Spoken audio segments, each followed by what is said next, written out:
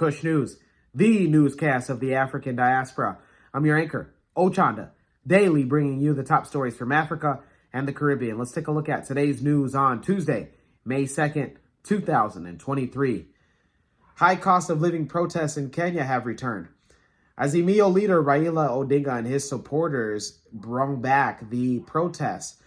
Several Azimio members of parliament were tear gassed and seen harassed by police outside of Harambee House while trying to hand over a petition to the office of the president.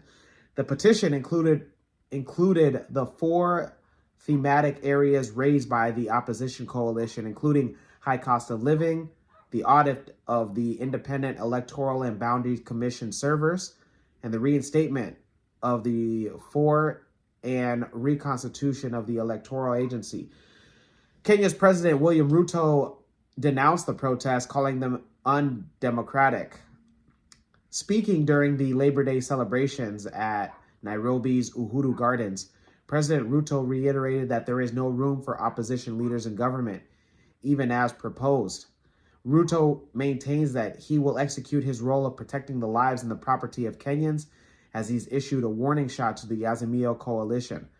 Ruto has stated that he has urged Raila Odinga to pursue peaceful means to address any grievances through the proposed bipartisan parliamentary process, but the opposition chief has opted to stage demonstrations instead. At the beginning of April of this year, Raila Odinga called off the demonstrations to give room for dialogue between the two opposing sides. The two leaders are locked in a tussle on the reconstitution of the Electoral Commission, which the president has said will only happen under the framework of the law. Those in Kenya, let us know if you participated in today's Mandamano, as well as if you will be participating in any future cost of living protests. Let's go and stay in the region and go to Sudan. Former Prime Minister Abdallah Hamdok has called on efforts to end the conflict in Sudan. Hamdok warned of a humanitarian catastrophe if the conflict continues. This comes as Sudan's warring generals have agreed to send representatives for negotiations, potentially in Saudi Arabia. Hamdok said that this war can lead to a global emergency unless halted. A plane laden with humanitarian aid has landed in Sudan this week, where deadly clashes have raged on for just over 2 weeks. Neither side has managed to land a decisive blow, and the death toll is continuing to rise. Attacks on health facilities also continue. According to the Sudan Doctors Trade Union, 70% of hospitals in or near battlegrounds are out of service, as well as calling on all humanitarian partners. Fighting erupted back on April 15th between Sudan's military and the paramilitary. The Sudan military, led by General Abdel Fattah al-Burhan, and the paramilitary, known as the Rapid Support Forces, led by General Muhammad Hamdan, aka Hameti. Thousands of civilians have been wounded in the clashes, and thousands have left their homes into neighboring countries such as Chad or Egypt. Those in Sudan, let us know your thoughts on the former prime minister making those remarks. Let us know if you see an end in sight. Let's go to Ethiopia, where dozens were arrested to try to overthrow the government. Ethiopian officials have arrested dozens of journalists, activists, and campaigners against what they call extreme forces. The group of around 47 people were detained for executing a terrorist act and allegedly attempting to overthrow the government. The action came days after a senior politician in the Prosperity Party, Girma, and his bodyguards were shot dead in the northern regional state of Amhara. Suspects had been identified by security guards, and in a statement, the country's federal joint task force named 11 more suspects based in and outside of Ethiopia.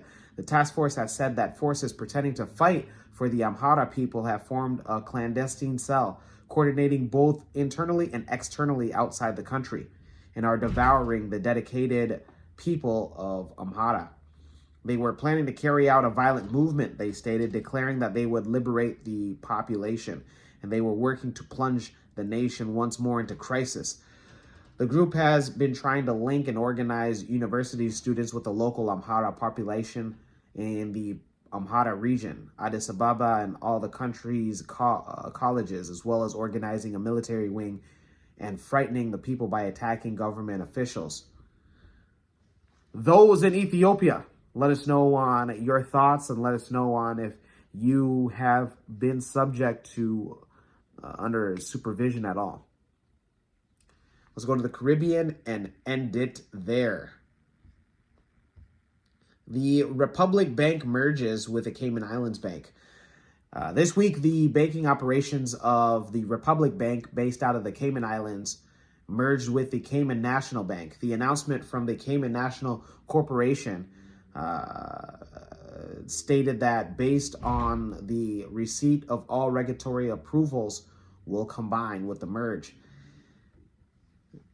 The group's president and the CEO of Republic Financial Holdings Limited said that the merge follows and allows the group to strengthen its operations in the Cayman Islands. They stated that this move will enable the group to ensure a more robust customer experience and remove some of the duplication that existed across both entities, allowing for greater efficiencies. The Republic Bank assured that all of its Cayman staff will be employed within the Cayman National Group, and Cayman National is now part of the Republic Group, which was established in the Caribbean back in 1837 as the Colonial Bank, and later Barclays Bank of Trinidad and Tobago. Today, Republic Group is one of the region's largest financial institutions. Cayman National comprises Cayman National Bank Limited, Cayman National Fund Services Limited, Cayman National Securities Limited, Cayman National Bank Limited, and Cayman National Trust Company. Those in the Caribbean, let us know on your thoughts on the merger. Let us know if you are surprised at all. Also, let us know if you will continue to bank with any of the Cayman National Banks and its affiliates. We end today's newscast with the African proverb of the day, and it comes to us from Madagascar. What's going on?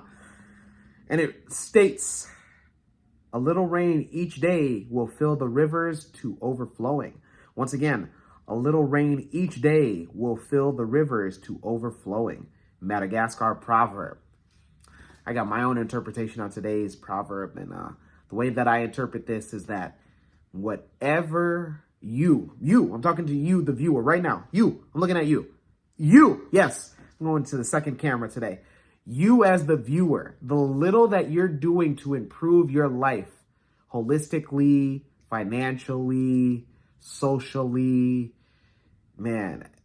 economically, the little that you're doing to improve your life, the little that you're doing each and every day, trust and believe the consistency that you're doing every single day, whether that's being in the gym, saving a little bit from your paychecks, saving a little bit from your side hustles, just doing it, practicing your craft.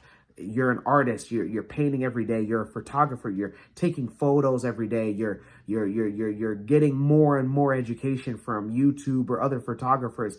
You're a mechanic and you're just working on cars or working on bicycles, working on motorcycles. The little thing that you're doing each and every day, do not think it's for nothing. Do not think it's for nothing at all. That means a whole lot more than what you know. And eventually your cup will overflow it.